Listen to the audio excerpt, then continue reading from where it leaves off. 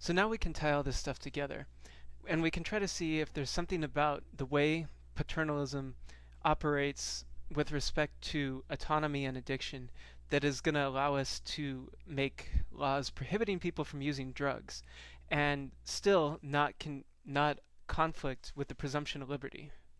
So the basic idea behind this is that sometimes we can actually protect a person's autonomy by restricting their liberty to do stuff. In the Odyssey, Odysseus' journey takes him past the Sirens, whose songs were so beautiful and awesome that anybody who heard them wanted to draw closer.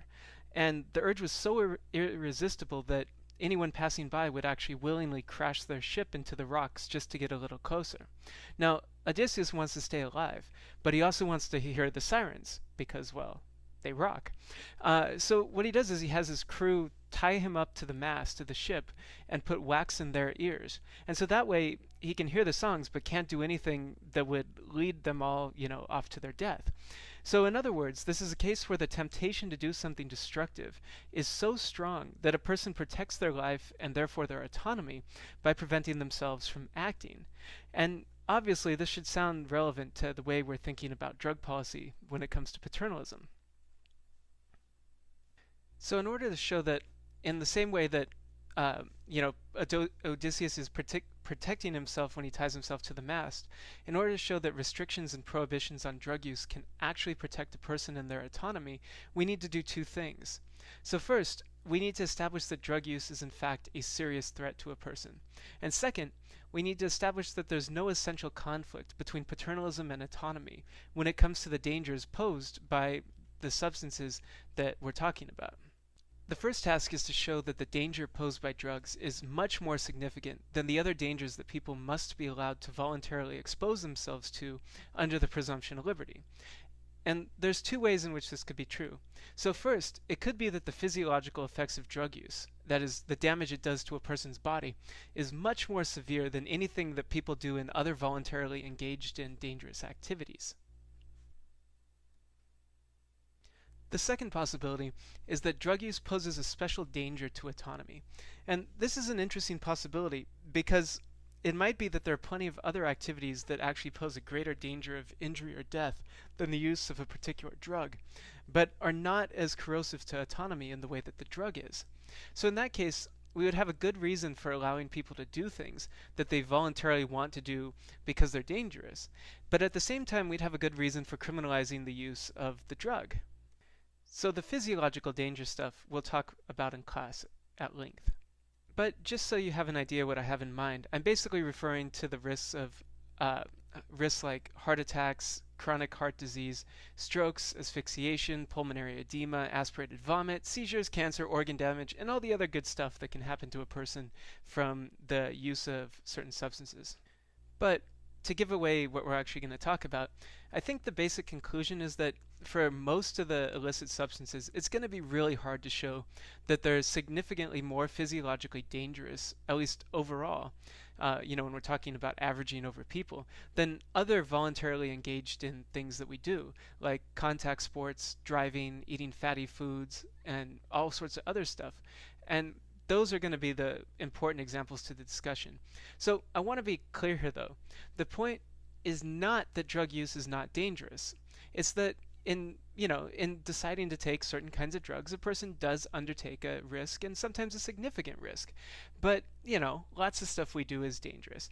And our question is whether or not the risks that are involved with drug use are protected by the presumption of liberty. And if that's true, then many of the prohibitions on currently controlled substances can't be justified by a paternalistic concern for the physiological dangers they pose. So what we need to do is instead look at the effects that drug use might have on autonomy. There are two ways drug use might conflict with autonomy. First, it might be that there's something about drug use or its immediate effects which is completely incompatible with autonomy. This is one of those possibilities that's heavily philosophical in nature, and it really requires a fully fleshed out concept of autonomy. It's possible that there could be some effect like this on certain accounts of autonomy which mix together moral autonomy and personal autonomy, but we've set those aside for this class. Or it could be that the effects might take place on on something like a reason-centered account of autonomy, like we find in Kant. On these sort of views, autonomy has at its heart the capacity for rationality and rational action. So, to the extent to which drug use makes a person irrational, and temporarily so, some of these actions might show that autonomy is incompatible necessarily with drug use. But trying to figure out what such an account would say and whether it's actually plausible would take us really far beyond the scope of this class. And as a general matter, philosophy is a good thing. I'm sure you disagree, but, well, that's at least what I hope, that eventually it would turn out that way. But we really should be hesitant to base laws that are, going to be putting people in jail purely, and the emphasis is on purely, on complicated philosophical positions. Now, that's what you'd get if you went for one of these kind of theories. But fortunately, the other possibilities we're going to talk about don't require this kind of pure reliance on a theory. But another problem with this is much more decisive. Saying that autonomy by its very nature is incompatible with drug use means that it's completely and in every situation incompatible with drug use. And yet it seems like there are some situations in which illicit drugs can be used in autonomy promoting ways. Now here's a disclaimer, right? The point of the discussion is to show that there are possible ways in which a person could enhance their autonomy by using certain illicit substances. When you have a claim that says necessarily something has its nature, so it's always opposed to something else, well, all you have to do is think up a possibility in which a person could use it, could, do the thing, but there would be an exception, and that's enough to kill the general claim. So we're only trying to imagine possibilities here. And I guess as a disclaimer, I should point out that that doesn't mean that any of this is a good idea or that it's morally acceptable to do so. So it might turn out that using the performance-enhancing drug could make you better at something you want to do. But it still could be true that it's wrong for you to do so. So keep that in mind. Don't do drugs. They're bad. So here's some examples. For one, a person might self-medicate for pain, depression, or other psychological disorders and deficiencies like ADHD. Or imagine someone who's very naturally shy but works in a job that requires them to be really outgoing at every so often at a conference. Now, for that person, some cocaine use may actually be beneficial to their ability to do the job that they want to do. And there could be other performance enhancing uses, right? But it's worth mentioning that, in real life, these rarely work like desired. Cocaine, for example, may make you more social, but it's making you social in a way that everyone else may find extremely irritating. But still, the point remains. There are some substances which, when used, could enhance a person's ability to work longer hours or to maybe interact with other people in a way that they normally be too shy to do. And, same goes for steroids, right? A person who wants to be extra strong or extra buff might take steroids in order to achieve that kind of ideal for themselves. Again, it may not be a good idea physically. It may be morally wrong within the context of a sport. But still, it seems like there's some cases in which plausibly it could actually enhance somebody's ability to do the kind of life they want to do. Here's another one. Ecstasy and low-dose hallucinogens have been explored in psychotherapy for people with terminal illnesses and in relationship counseling. So it's not too hard to imagine that in some cases a couple or a bunch of close friends might benefit their relationships by occasionally doing ecstasy together. Now, of course, all of these are just possibilities that I'm making up. Maybe they can't actually happen, and maybe and very likely in many cases the dangers outweigh the benefits. But it does seem like there's a possibility. And if there's a possibility, that seems to create a problem for the claim that there's something necessarily opposed between autonomy and many of the illicit substances. So finally, that brings us to the most obvious concern about illicit drugs. Using these substances has potentially a very negative effect on a person's autonomy. And the most obvious way that this occurs is through addiction. So in order to establish that we're justified in prohibiting drugs because of the threat they pose to autonomy, we need an account that does three things. So first we need to say what addiction is. And then we need to explain how addiction poses a special threat to autonomy. And then we need to show how paternalism can be used to protect autonomy. And we've got to do this in a way that doesn't deny the, sort of conceptually obvious and straightforward point that normally autonomy and paternalism conflict. So the first task is to get clear on what addiction is, and we'll actually do a whole lecture in class to to to figure out that, because there's a lot of twists and turns that are important to be aware of. So we can then just go on to talking about how addiction threatens autonomy. So in order to figure out how addiction could be a threat to autonomy, we don't have to go through like, some random speculation, right?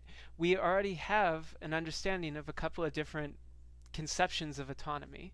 And so we can just look at them individually. We can say, okay, we know what addiction is. How might that impact autonomy on a substantive theory? We know what addiction is. And how might that impact addiction on a formal theory? And if we can find a reason on either or both of those for thinking that addiction really does tend to threaten autonomy, then we've done our task. So remember, substantive theories give you lists of like desires, capacities, abilities, dispositions, etc. that a person's got to have in order to be autonomous. So obviously, whether or not an addiction conflicts with autonomy is going to depend on the particular substantive view we're talking about and the particular items on that view's list of what you have to have. But on virtually any substantive theory, you're going to have a requirement like people have to have the ability to make decisions and then carry them out in the future. And that probably means that it has to have some sort of time consistency over a somewhat extended time frame, right? So it's not enough, to be autonomous that you can decide that you want pizza right now and then 3 seconds later go to the fridge and get the pizza. You have to be able to make a decision about what you want to do tomorrow or next week and stick with that decision when tomorrow comes or when next week comes. Now, it seems like this is going to be an awesome candidate for addiction's conflict with autonomy. Because after all, one thing about addicts is that they continually try to quit but can't do it. And so that leads them not to be able to carry out future commitments.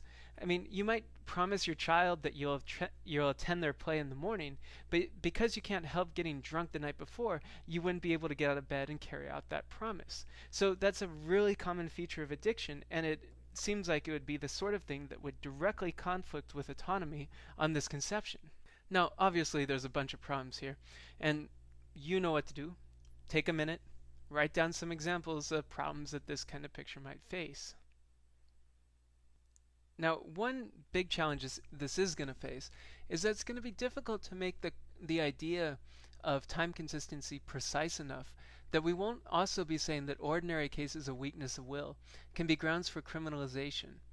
The principle of consistency would require us to say that we can criminalize anything that leads to the inability to carry out decisions you've made about the future, and that happens all the time. We often intend to do something or resolve to do something and just fail to do it just for normal reasons, not anything special that has to do with autonomy or with addiction. So think about some of the examples that where this problem arises, and get them ready and let's talk about them in class. Now, formal theories don't say that you have to have any particular set of desires or abilities. Instead, they just say that you need to have your desires ordered in the right way, and that you need to be able to act in accordance with your desires. So on a view like Frankfurt's, an action is autonomous if it's based on orders which are ordered in the correct way.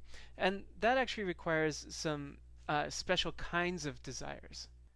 So for one, we're talking about desires that you want to have. So these are the second order desires. They're cases in which the thing that you do or that you want to do is they're cases in which you want something and you actually want it. It's not something that's in conflict with your will there. And the second is that the desires on which you act are the desires on which you want to be your will. So he calls these the second order volitions. So the idea is that you have certain desires and you want those desires to be the ones that you act on in the future. So the difference is, of course, is just second order desires are desires about what you want yourself to want. And then second order volitions are desires about what you want yourself to act on in the future. So those are going to be the sort of things that are going to help structure all of the other desires that you have and are going to be kind of the basis for a lot of stuff about autonomy. And obviously, you need to also be able to act on your desires. If you're locked away in a box and you're unable to do anything that you want, then the mere fact that you have perfectly well ordered desires is not going to make you autonomous. So now we hit an important question, right? Um, we're going to want to know whether or not the requirement we talked about before with the substantive theory, the sort of requirement of consistency across time, actually applies to formal theories. Because if it doesn't, our picture of autonomy is going to be really kind of weird. And it's going to be weird because when you set it up with addiction, you're going to get weird cases like, well, I mean, the biggest one is going to be that if all your theory requires is that you be able to act on your desires and that your desires not be inconsistent, then it looks like it's possible for people to be autonomous addicts. And think about it for a second, and it should be clear why.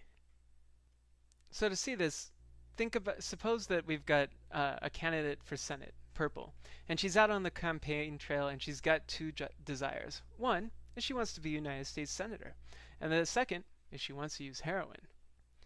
Since formal theories of autonomy are only concerned with the way your desires are ordered, if what Purple wanted most was to use heroin, then her desires would be perfectly consistent. So her decisions at both 12:35 p.m. and 9:02 p.m.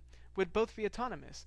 So it seems there would be no problem with this theory saying that Purple is an autonomous addict. Now I should say right now that this might not be a problem. Maybe it is true. Maybe we should want to say that it's possible for somebody to be an autonomous addict.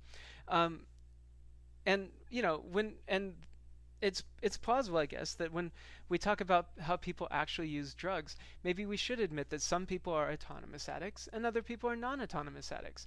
And we could still make laws to protect the non-autonomous addicts. In fact, this might be the sort of case where soft paternalism would work really well, right? We could make laws so that only the people who autonomously want to be addicts or face the danger of addiction can use the addictive substances, and everyone else could be prohibited or prevented from using it. But this case is way too easy. The problem runs deeper. So suppose that instead, Purple's desires look like this, right? At 12:35 p.m. in the afternoon when she's out campaigning, what she wants most is to be elected senator. But at 9:02 p.m. when she's tired after a long hard day and wants to unwind, what she wants most is to use the heroin. Now, if all we care about is that desires be consistent at a particular time, then it looks like in both situations she's being perfectly autonomous. But of course, using heroin at any time during the day, well, at least and especially when out on the campaign trail, really does potentially diminish your chances of becoming a senator. So without a requirement that the desires be consistent over time, she would still count as autonomous. And if a person's desires can just flip back and forth depending on the particular time, it looks like it's really going to be hard for addiction to ever violate a person's autonomy. So, putting it in a different example, but the point is exactly the same, right? Even though Orange has a very destructive desire, which impairs her idea to be the sort of person she wants to be, namely a good parent who attends her child's play, she would nonetheless count as autonomous on a formal theory. We could try to get around this by bringing in the second order desires / volition stuff. What we could do is point out that the facts about the public's perception of heroin using politicians, combined with Purple's desires to be elected, entail that she also has a desire not to want to use heroin. That's a second order desire, and that also entails a second order volition. That, she wants that when she's tempted to use heroin, she not give in to that temptation. And so here's the trick then. We assert that whenever she has a desire to be a senator, this second order desire and second order volition come along. So whenever she wants to be a senator, it's also true that she wants to not want to use heroin, and if she also wants to use heroin, she wants to not be motivated to act by the desire for heroin. She wants to successfully resist it. So this way, if we think that her desire to be senator, combined with the facts about electability and heroin use, entails that second order desire, then she has that same second order desire in the future as well. So therefore, giving in to her desire to use heroin at 9:02 p.m. would be non-autonomous, because her desires at 9:02 p.m. conflict, whereas in the original case they didn't conflict. the conflict, of course, comes from the second order desire and the second order volition that's entailed by the desire to be elected senator.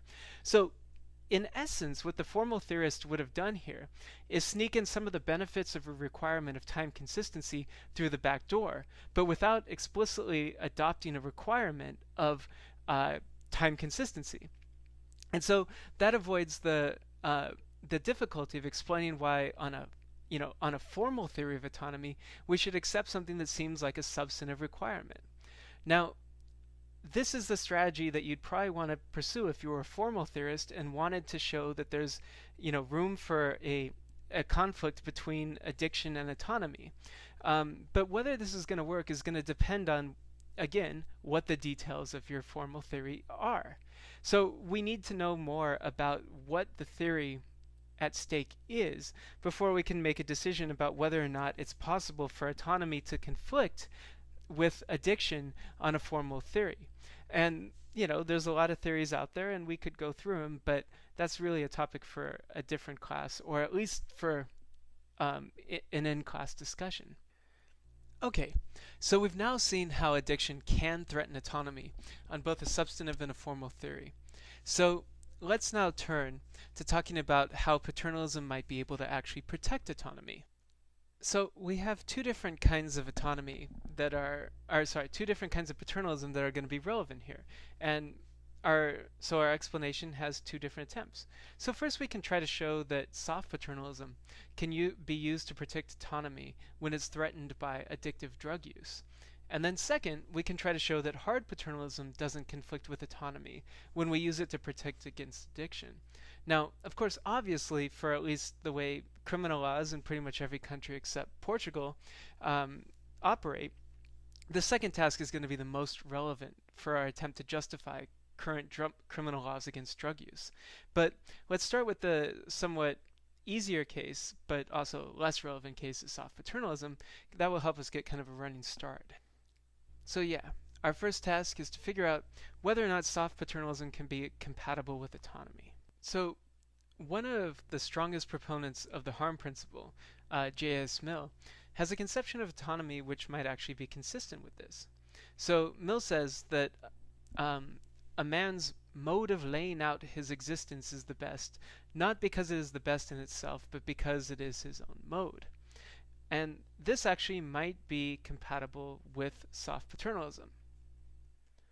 That is, it suggests that paternalism could be used to protect a person's ability to lay out and pursue the kind of life that they see worth living for themselves.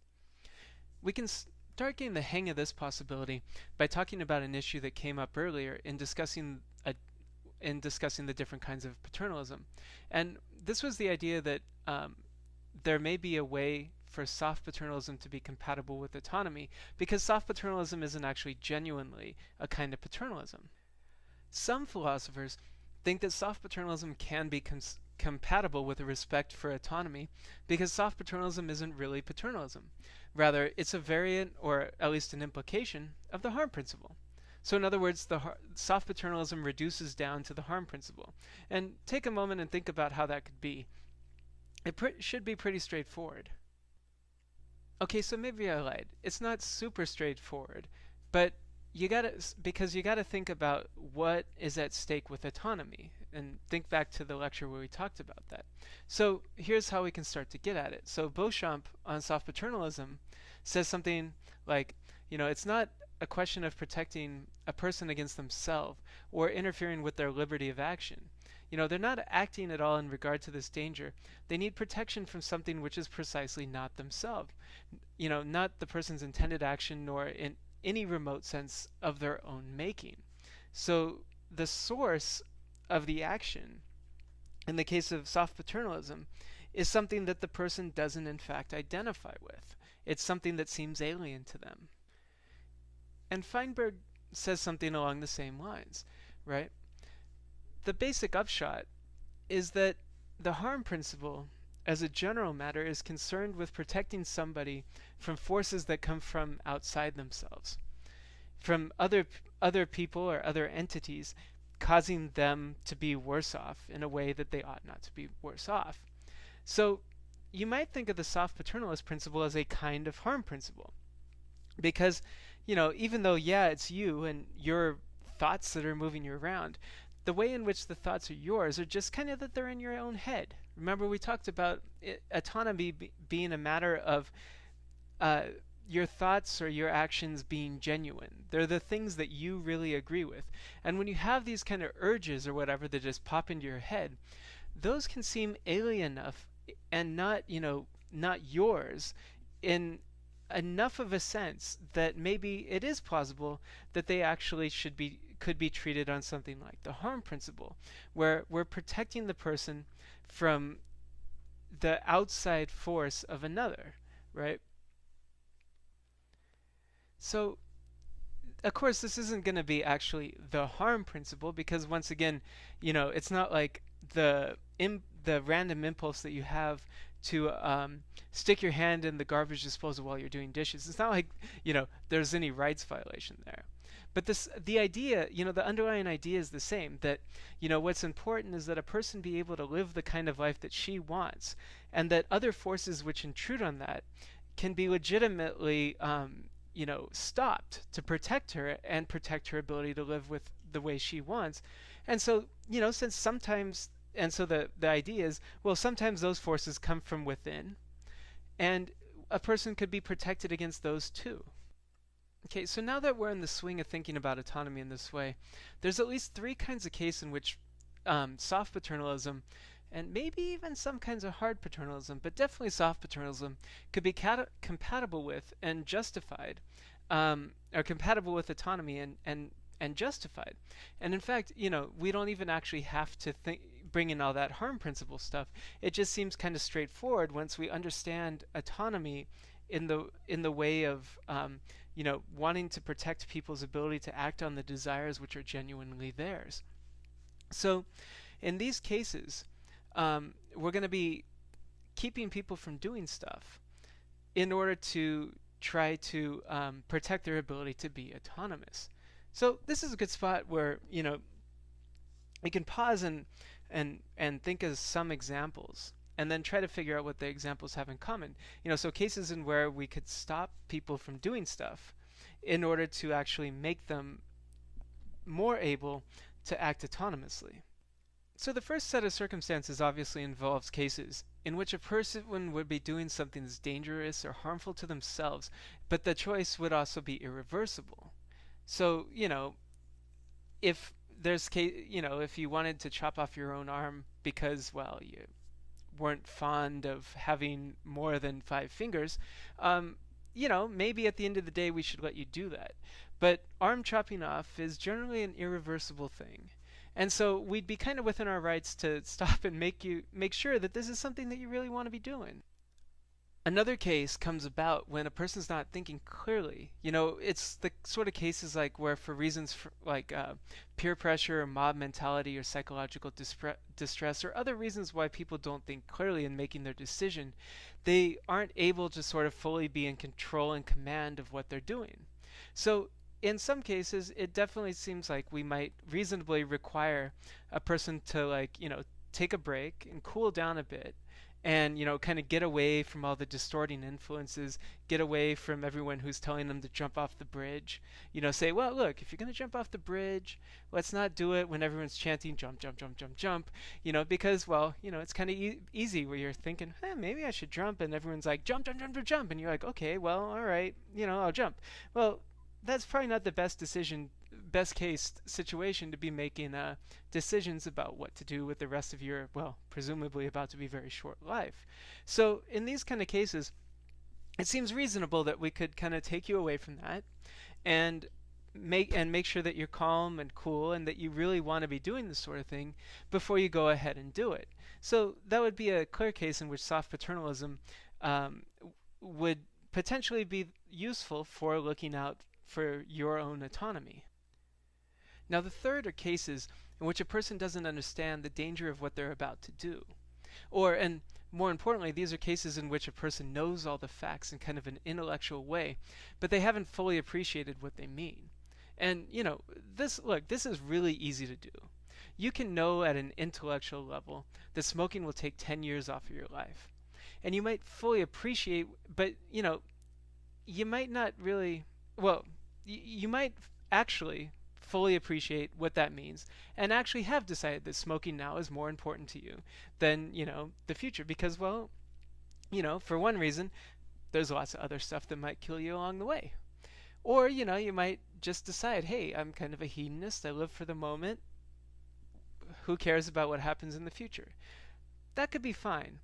But it is, but especially when we're talking about stuff like statistics, and, even when they're virtually certain, it's always super tempting to imagine that you're going to be one of the few that's going to beat the odds, that you're going to be the one of the few that doesn't suffer that fate. I have a friend who's who when she went into the military, she's worked with like ordnance. So she was like one of the people that moves around big ass bombs and stuff. And she told me that I guess it was like in their barracks or something. There's a big sign that said, like before you go out the door, it said, "It could happen to you." And that's really important, right? Because you always kind of think, all right, well, yeah, I'm working with bombs, and somebody might just forget to turn off one switch, or somebody might forget to not tighten one of the turnbuckles. The bomb falls off, boom, all over. You think that, and you think, yeah, it's definitely possible, got to be careful. But in the back of your mind, I mean, now, and this is kind of, for me, this is like one of those things that always comes up for me in my own life, right? It's just, I have this tendency, and I think a lot of people do too, to think, well, yeah, of course, somebody might do it, but, it's not going to be me. Now, of course, if you're thinking that way, and you're around the bombs, you're not constantly aware of just how likely it is that you could be that person. You could be the person who doesn't tighten the turnbuckle just enough and kill all your friends when the bomb falls off of the rack. So, most of us aren't dealing with bombs in our daily life, but the temptation is similar, especially when it's, probabilities in the future. There's a real temptation to think when somebody tells you, yeah, look, statistically speaking, people who smoke are going to lose 10 years off of their life. Now, obviously, some smokers are going to live to be 157. Okay, maybe not that much, but some people are going to live perfectly well without any cancer. Other people are going to get cancer when they're 32 and die early. But that's not how statistics works. Statistics averages across the population, and when the evidence is strong enough, we say, okay, well, that means that you, insofar as you're being rational, can expect to be losing 10 years off your life. It's hard to internalize, though, So it's hard to imagine that you're going to be one of the few that's actually going to suffer that fate. And it's also, just any time we're talking about the future, I mean, it's really hard to imagine what it would be like to lose 10 or 15 years off of your life. You got to like sort of think about cases, right? Suppose you want to have kids, right? Okay. You want to watch your grandkids grow up? Nope. Sorry. That's what 10 years less means. You want to enjoy a long bit of time of comfortable retirement after working hard your entire life? Nope. That's what getting 10 years cut off your life means. And stuff like that, So the point is just that, look, it's really hard for us to get a grip on stuff like this. And it's totally natural for all of us. It's not like there's some anybody who's smoking, kind of knows this stuff. It's not like it's unusual. It's perfectly natural for being a human being. Because also just uncomfortable. You don't want to think too much about them.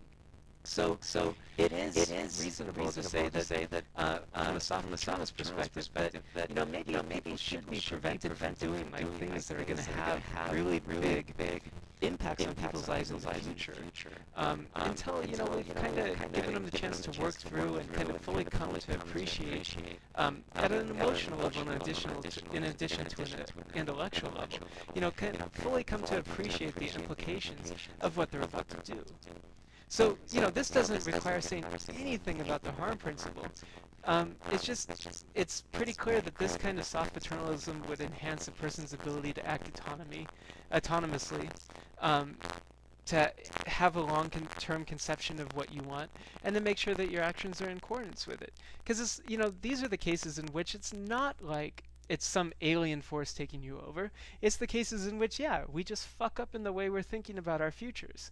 And, it plausibly, in certain high-stakes cases, is desirable to have some barrier to being able to just jump directly in to messing stuff up until you've had a chance to really fully come to terms with what it means. Okay, so those are all soft paternalist cases. And, you know, I think actually there's very few people who would completely reject any kind of soft paternalism. The real place where the rub comes is in hard paternalism, because that's the place. Soft paternalism is about making sure people can really be sure that they're doing the things they want to be doing. But hard paternalism is the sort of case, or is all concerned with the cases in which we say, someone says, "Look, I want to be doing this, and maybe I've thought about it completely. I've really waited. I've watched videos about what happens to people when they smoke their entire life, and yeah, I've decided I want to do it. Or, I'm willing to take the risk that heroin brings because I like it. It makes me happy and all that." Well, hard paternalism is about, in those cases, still saying, no, you are not allowed to have that kind of option. So these are the cases where the rubber really meets the road when it comes to addiction. So now we come back to the stuff about autonomy and addiction that we talked about earlier, where it really does seem like addiction, when it's at full swing, necessarily impedes a person's ability to do the kinds of things that they really want to do in their life. That a person, if they make a choice like, I want to stop smoking because, well, I'd like to live 10 more years. I'd like to see my kids grow up. I'd like to see grandchildren. I'd like to see if the world becomes any less fucked up than it might presently be. Or whatever the reason is. It may be the case that addiction to some substances is just irresistible enough that hard paternalism might be justified. And so this is the sort of thing that someone like Gooden has in mind when he's talking about smoking. And he says that, basically, look, the reason why a lot of us hate paternalism is that, we want to be protecting autonomy. But sometimes there's cases in which a substance would deprive us from the ability, and just not necessarily, but often enough, and for a good conceptual reason, often enough that we really should be, wary. We're really justified in just cutting that off as an option from everybody, because it's something that we all want to protect. And yeah, sure, a few people might be able to deal with it, but that's not going to be enough to counteract the danger that pretty much everyone else will face. And we get the same sort of argument from Kleining, right? The idea is that there's certain things in our lives that can be really important. And when we are talking about substances that are addictive, there's parts of us that come out, the stuff that's self-destructive comes out, and those aren't really, the parts of us that we want to be governing at least the functioning of our entire lives. And so if we really care about people's ability to kind of make their lives function well, then it appears as though, again, even hard paternalism could, in some cases, for some substances, be legitimately used to protect their autonomy. And finally, the great political philosopher, just side note, historically, whose work in the 60s and 70s really started political philosophy and moral philosophy, or resurrected it as a respectable branch of philosophy and as intellectual inquiry, John Rawls, as he puts it, he says that, look, yeah, when we're thinking about how to design a society, it really is rational for people who are making the society to say, yeah, you know what, we're going to be tempted by certain things.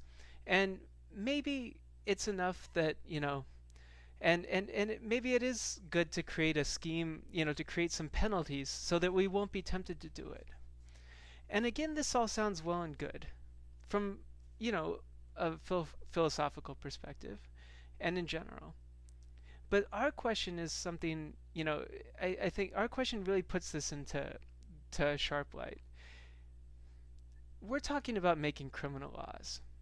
We're talking about putting people in jail, taking away their money, taking away their rights as equal members of the community. We're talking about potentially destroying people's lives.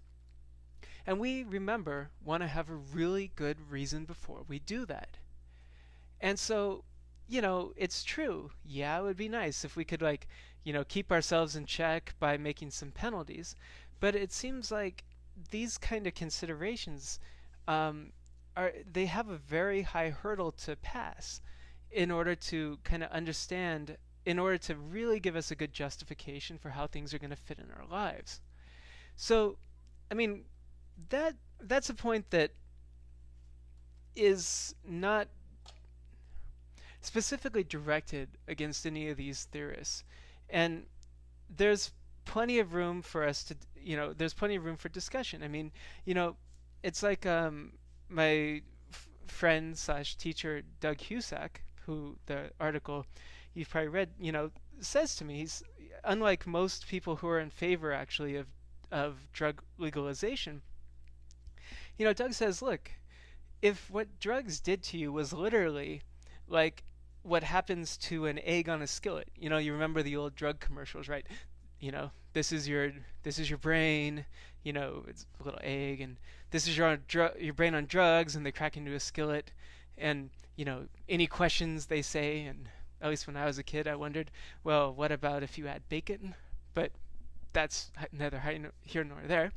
Doug says to me, he's like, look, if that's what drugs really did to your brain, then he's happy being a paternalist. He says, yeah, look, that messes with people's lives enough that we should use the criminal law to, make it so that people won't do that sort of thing.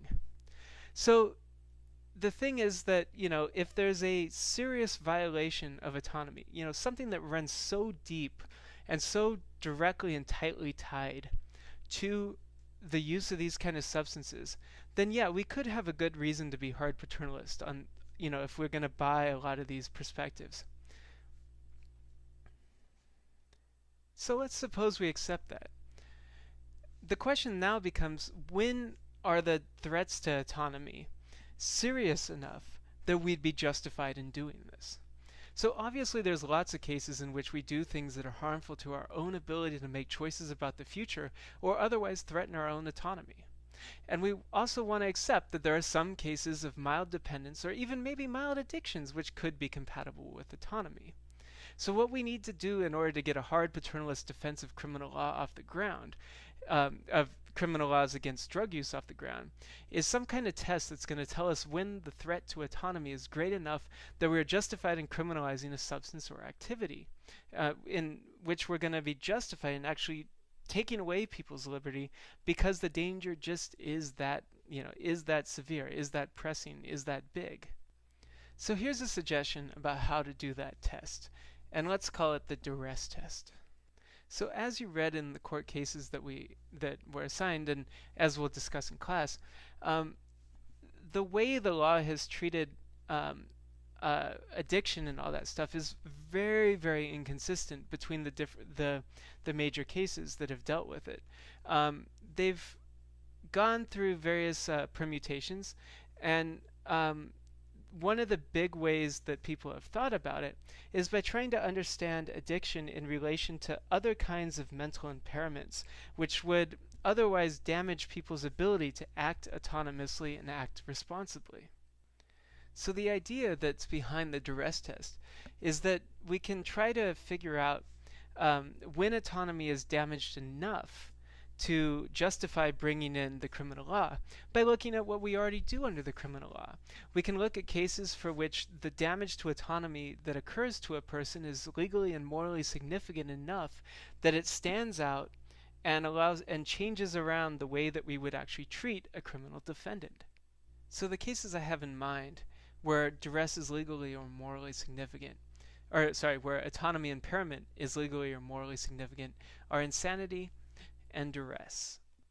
So the reason why cases of insanity and duress are important for our purposes is that under the law, and also morally speaking, if an action is completely non-autonomous, then it wasn't really the person who was, it wasn't really the person whose body was wiggling around. She wasn't really responsible for that action.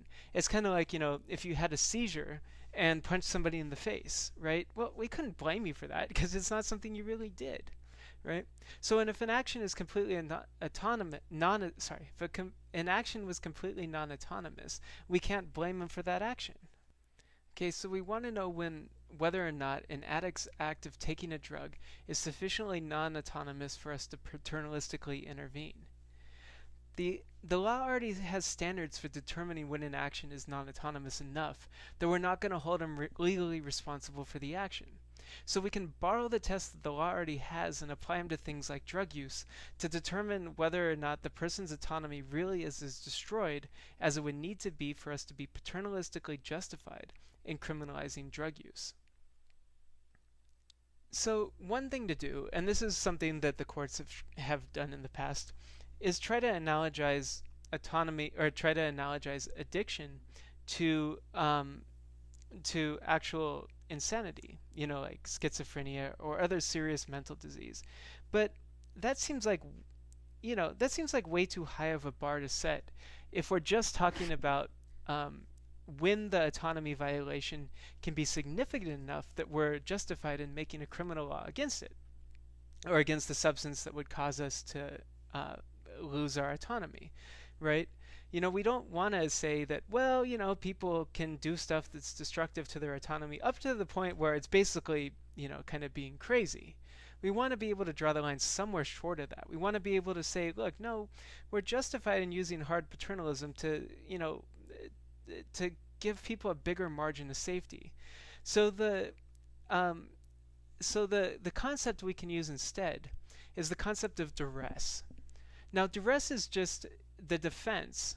It's an excuse under the law where you say basically, I committed a crime, but I had no choice. I couldn't have resisted the threat that I was under to do it. So obviously, if someone takes your mom, kidnaps her, and puts a gun to her head and says, hey, if you don't rob that liquor store, then I'm going to shoot your mom, and the threat is credible, you know that they're going to do it, then, obviously, you're going to go rob the liquor store because, well, hopefully you like your mom enough to not want her to be shot. So what happens is you get arrested for robbing the liquor store, and you go to court, and you present evidence that the only reason why you robbed the liquor store was because you acted under duress. Namely, someone else was going to kill your mom if you did. Now, the standard for duress, the thing that the jury has to deliberate over, is whether or not the threat that you were saying you succumbed to was the kind of threat that was so severe no person of reasonable firmness would have been able to resist it. So, person of reasonable firmness just basically means, and again, like all legal concepts, the point is to be vague in a useful way. When you're on the jury, you sit there and you think, look, could a normal person who wasn't, kind of like a wimp, but also wasn't like, a superhero in terms of, self-control or whatever, but a relatively normal person, could they resist that threat? And so, if the threat had been, well, look, if you don't rob the liquor store, I'm going to, squirt you with a squirt gun. Well, even if the person's really scared of water or something like that, that's still not something that, kind of any of us would give in. But any of us would give in to the threat that, someone says, I'm going to kill the person you care most about in the entire world. Any of us would give in to that. And so we say, look, yeah, this person acted under the threat of duress. They were compelled to act. And that compulsion to act was by a threat, and therefore they were not morally responsible for what they did. So it's a defense to a crime, and they are found non-guilty because their action was non-autonomous. So this gives us a way to test whether or not the the things related to drug use that cause the compulsion that threatens autonomy, whether or not that is severe enough for us to be justified in overcoming the presumption of liberty and criminalizing the use of a certain drug. So we can just set up a test, given what I just said about the legal standard of duress. So we give ourselves this principle, and I'm just going to call it LPD, right? When the damage that X does, or is expected to do, to a person's autonomy is equivalent to the damage involved with insanity or duress, then we are justified in proscribing X or its causes. And proscribing just means prohibiting. So, in other words, if the use of a substance is so dangerous to a person's autonomy that we would excuse it under duress, then we're justified in prohibiting that substance. So we can put this into action with the following kind of line of reasoning, right? So you imagine that a person has committed a relatively significant crime out of something happening to them. Just call it X. Now, and say that X is a consequence that a person of reasonable firmness wouldn't be able to resist. So X is something like, having the person you care most about in the world murdered, or being tortured for multiple days, or something like that. And so if we were on a jury, we would agree that, yeah, Blue, our person, is excused from criminal responsibility because of duress. All right. So now we want to know whether we can legitimately use hard paternalism and prohibit the use of a certain drug. Just call it phi, right? So phi involves some sort of negative downside, and usually that's just going to be the withdrawal. So call it Z, right? So we introduce our principle, LPD, which just says that if the damage the drug does to a person's autonomy is equivalent to the damage done by insanity or duress, then we'd be justified in prohibiting that drug, the use of that drug. So for almost every drug, when we're talking about the downside, the thing that's really threatening to a person, that makes them an addict, that makes it irresistibly compulsive, that downside is going to be the withdrawal.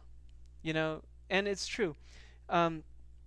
A lot of serious addicts, at least with something like heroin, they say they don't get any positive benefit they don't even get high anymore out of using the heroin. The reason why they use is because the withdrawal is so nasty that they want to overcome it. So what we could say then is that in a case where the threat of the withdrawal symptoms damages the person's autonomy to the same extent that the threat of, say, having your loved ones killed damages your autonomy. If that's true, that that the threat is exactly the same, then we should say that we're justified in prohibiting drug phi. So in other words, if the threat that we would excuse somebody for committing a crime from is as irresistible as the threat that's caused by the withdrawal symptoms from the drug, then we would be justified in criminalizing the use of that drug. And when we criminalize the use of that drug, we wouldn't be having our paternalism conflict with autonomy, because the whole point is that we're protecting autonomy in this kind of case. So the last remaining task is to determine when the threat to autonomy from the use of the drug is equivalent to the threats that underwrite the defense of duress. And we can do this by a thought experiment. And the move is pretty straightforward, right? We can imagine a pill that would have all the same physiological and psychological effects of withdrawal from a certain substance. So suppose that we're trying to decide whether paternalism can justify the criminalization of heroin. If heroin withdrawal is like a nasty case of the flu which lasts for 10 days, then what we do is we just imagine a pill that would cause exactly that experience. And now we can apply our test, right? We imagine somebody that has been threatened with the withdrawal pill. So, somebody says to her, if you don't commit some moderately severe crime, like if you don't rob that liquor store, I'm going to force you to take this pill. Now, if we would agree, in a court of law, if we were the jury, that nobody of reasonable firmness could have resisted that threat, then what we would have done here is decided that the withdrawal from heroin is severe enough that heroin addiction violates autonomy, and that we're justified in paternalistically intervening. So to contrast it, right, imagine that there was a drug where the withdrawal was like being set on fire and you know hung upside down by your ankles and having people kick you in the head. That's how it felt. That's how it felt, and it lasted for 3 months, right? If taking the drug led to that kind of withdrawal, then the withdrawal pill, I think, would probably be excusing for most of us, right? If someone said, hey, you robbed that liquor store, or I'm going to give you this drug which makes you feel as though you're being hung upside down, set on fire, and kicked in the head for the next 3 months, maybe you guys are stronger than me, but I certainly would give in to that. And I think most people would. Or maybe I'm just a wuss. I don't know. No, seriously. So that's the kind of case where we'd say, yeah, look, obviously that's just something nobody could resist, and therefore your autonomy is violated enough or threatened enough by that withdrawal that we are justified in protecting it by being paternalist and prohibiting that drug altogether. Now, the question is, so we have a test that we can ask for any real-life drug. How bad is the withdrawal? And if the withdrawal really is bad enough, then we say, yeah, okay, that sounds right. We can make a criminal law to prevent people from using it in order to protect their autonomy. Of course, this is the super nice thing, and for the proponent of criminal laws, also potentially the dangerous thing. It gives us a usable empirical test. What we need to do for something like heroin is figure out. We go ask addiction counselors. We ask former junkies, how bad is heroin withdrawal? And the answer is, well, basically, at its worst, it's kind of like several days of a really nasty case of the flu. It's not pleasant at all. It's not. This isn't to minimize it. It's a pretty shitty experience, actually, both literally and figuratively. But our question now, to determine whether or not we have a hard paternalist ground for criminalizing heroin, to prevent people from, damaging their autonomy on it, our question is, all right, well, if somebody tried to defend themselves from the charge of committing a crime by saying, look, had I not done it, they would have made me have, given me a substance which made me suffer, several days of the flu, of a really nasty bout of the flu. We ask ourselves, well, look, could a normal person resist that threat? That doesn't mean, could we, be happy with it? No, it's a nasty set of things we have to go through. But the thing is that it probably is the case that most normal people could say, look, you know what, if you're asking me to commit a crime, put my life, put other people's lives in danger, and the alternative is that I get the flu and feel really terrible for a bit, I think, you could reasonably expect a person to endure that. And so if that's really all there is to heroin use, and, this is an empirical question, maybe there's more and other important things there, but if that really is what heroin withdrawal is like, then it seems like heroin might not in fact pass the duress test. So the point here is again not to be making a judgment about any particular drug. The point is that now we have the tools with which to decide whether or not hard paternalism could be justified in the case of a particular substance. And this is what I mentioned before about what Husak says, right? Doug says that, and so he's for the legalization of drugs, not because he thinks that paternalism is not okay. He just thinks none of the actually currently existing drugs are bad enough to overcome the presumption of liberty. And we have a way of specifying what would count as bad enough. So that's that we now have a way of kind of answering our question. We have a test. Maybe there's other ways of doing it, but those need defense, and it would be awesome, once again, if you have some in mind that we can talk about in class. But for our purposes, this at least is a coherent line of reasoning that gives us a way of evaluating whether or not a particular substance is dangerous enough to autonomy to underwrite a paternalistic rationale for criminalizing it.